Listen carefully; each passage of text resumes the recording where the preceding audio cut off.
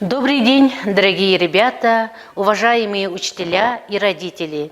Мы рады приветствовать вас в одном из старейших музеев нашей республики Дальнего Востока и в Сибири, в Якутском музее имени Емельяна Ярославского.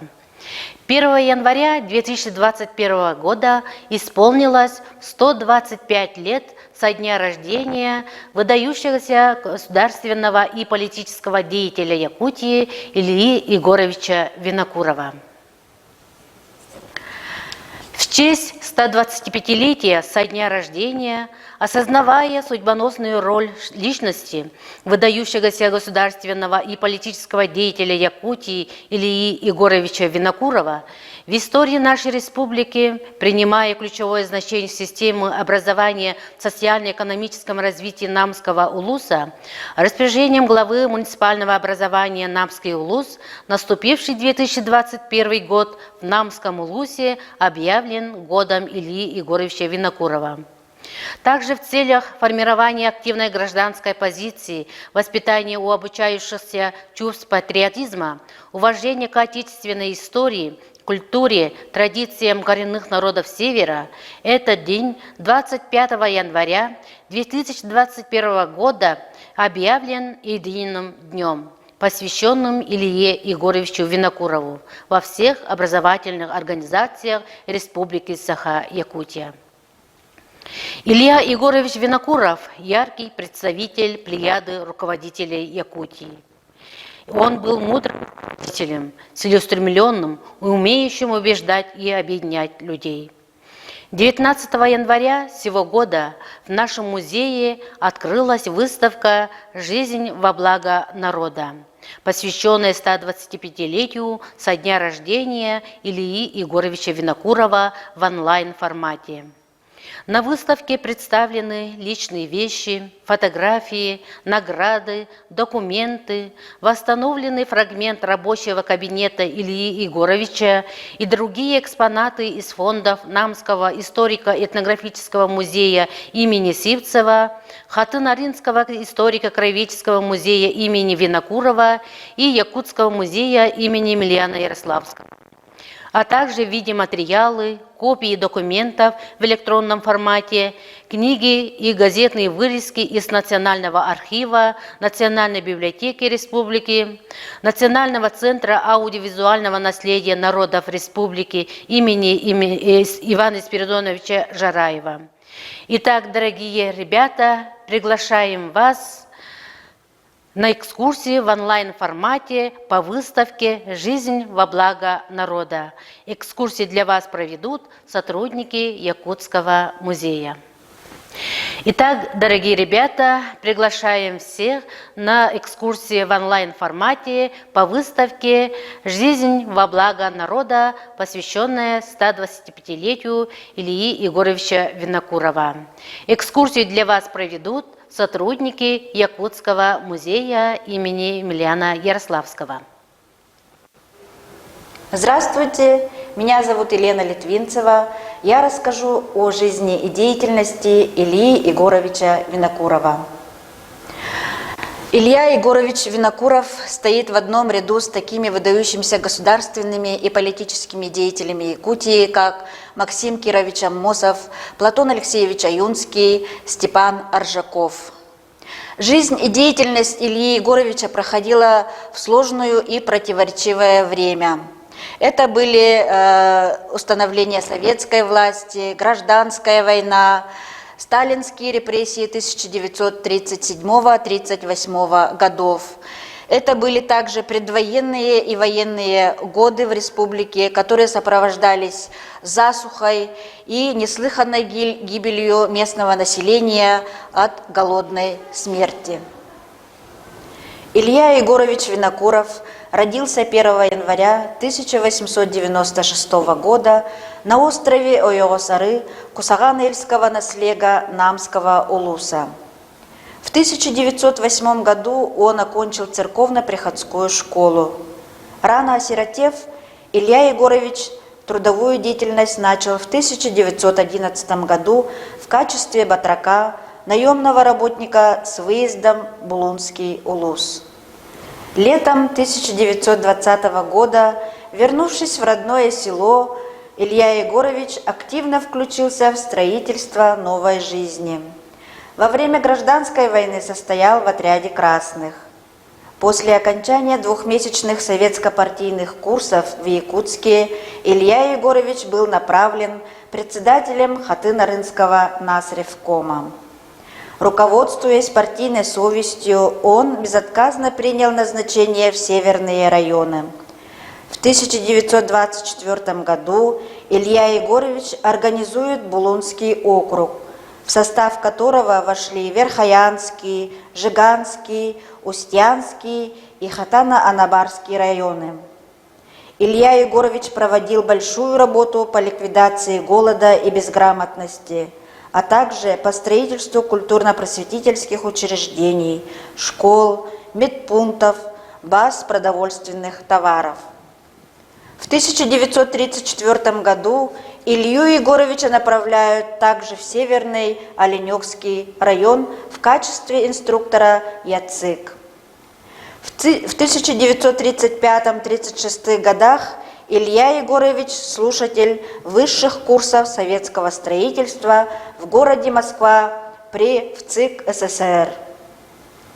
С 1937 по 1938 годы Илья Егорович работает председателем Вилюйского райисполкома.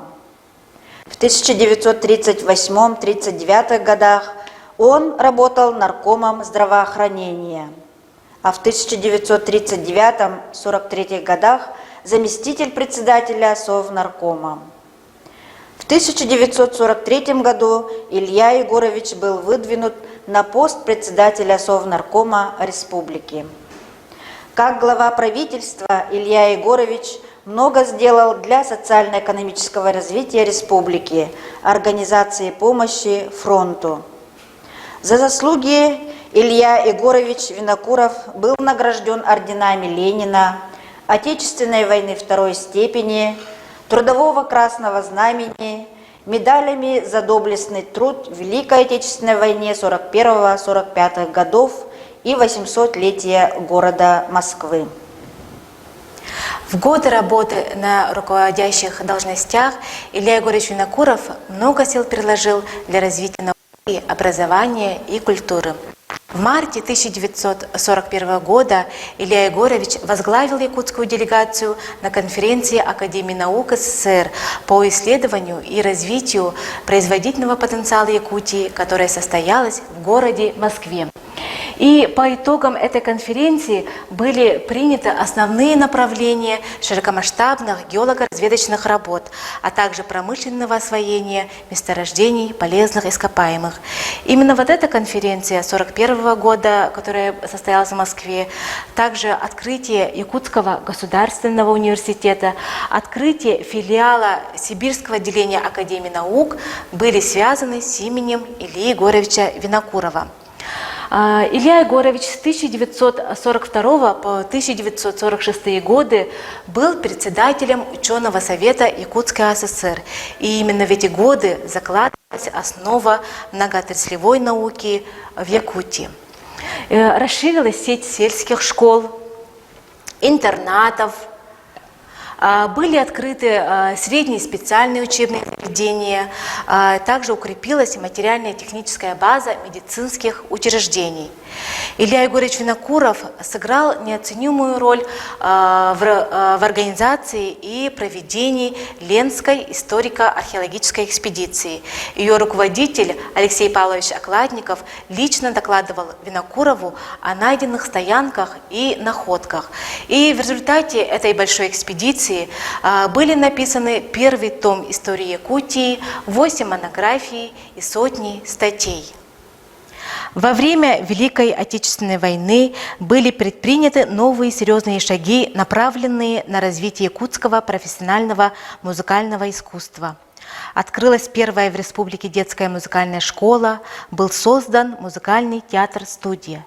И в 1944 году Илья Егорович сумел изыскать средства на командировку в Москву специальной творческой бригады под руководством Марка Николаевича Жиркова для создания национального репертуара якутского музыкального и театрального искусства и установления творческих контактов с московскими композиторами. В состав этой бригады вошли известный писатель Дмитрий Конович Сивцев Сорномолон, известный артист и большой знаток фольклора Яким Дмитриевич Избеков, Устах Избеков, поэт Илья Дорофеевич Винокуров. В работе этой творческой бригады приняли участие 17 московских композиторов и за 8 месяцев написавшие около 300 произведений на якутские темы. Находясь на высших постах республики, он всячески оберегал и защищал якутскую интеллигенцию от огульных обвинений в буржуазном национализме. Драматическая, порой трагическая судьба выдающегося ученого, доктора исторических наук, профессора Георгия Прокопьевича Башарина, защитившего в 1944 году диссертацию «Три якутских реалиста-просветителя», яркий тому пример. Он не давал хода доносам на молодого ученого и говорил, что надо поддержать Георгия Прокопьевича и дать возможность защитить ему докторскую диссертацию. Принципиальная и последовательная защита классиков якутской литературы Алексея Елисеевича Кулаковского, анимпадиста Ивановича Сафронова и Николая Денисовича Неустроева стоила Илье Егоровичу Винокурову политической карьеры.